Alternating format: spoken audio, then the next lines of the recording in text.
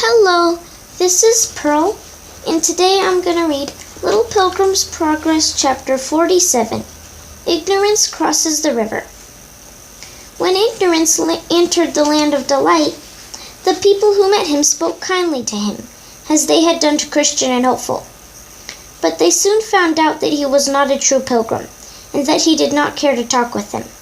So they left him to himself. He passed by the gate of the king's gardens, but the gardeners did not invite him to come in. And the Shining Ones, although they often watched him as he walked along, did not speak to him or give him any gracious message from the king. At last he came to the brink of the dark river. He could see the walls of the celestial city on the other side, and he knew that his journey would not be ended until he had crossed the water. He stood for a few minutes wondering what he should do. Then he lay down on the grass. I will rest a little, he thought, and perhaps someone else will be coming presently. I do not see any bridge, so there must be a boat to carry the pilgrims over. There was a boat, but it belonged to the wicked prince, and the king's pilgrims never used it. The boatman, whose name was Vain Hope, soon saw Ignorance lying upon the bank, and rowed toward him. It is time for you to go over the river, he said. I have brought my boat for you.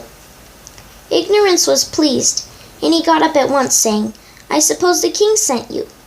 Yes, replied the man. The water is not very deep in some places, and many pilgrims try to walk through it. But there is no need to do so, because I am always ready to take them over. He held out his hand, and Ignorance took it and stepped down into the boat.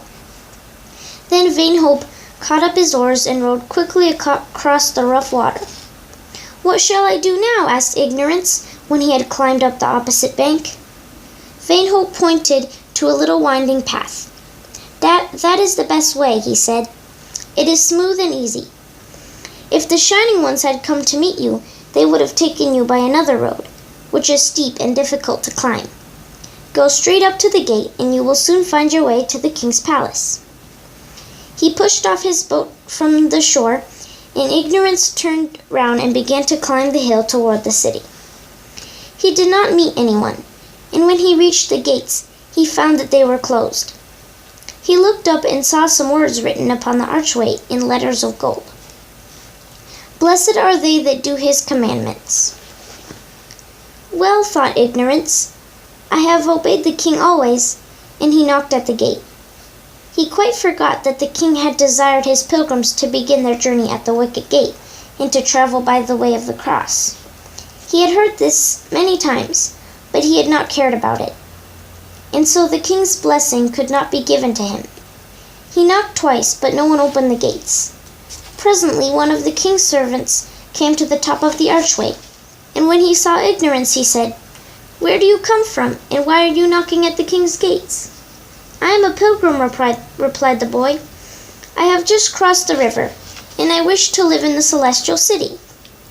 I will take your roll, said the king's servant, and carry it to my master. Ignorance knew he had never received a roll, but he put his hand into the folds of his clothes and pretended to feel for it. The king's servant waited a little while, but at last he said, I am afraid you have come without one. Then he went down from the gate to ask the king what he should do. Poor Ignorance stood outside, and now he began to wish that he had not been so careless about his journey. The city is so beautiful, he thought. I should like to have lived here always, and I am afraid they will not let me go in. Then two of the Shining Ones came quickly and bound the hands and feet of the foolish boy, and carried him away from the celestial city, into the country of the wicked prince. His cruel master rejoiced when he was brought back, and took care that he should never again have a chance of escaping.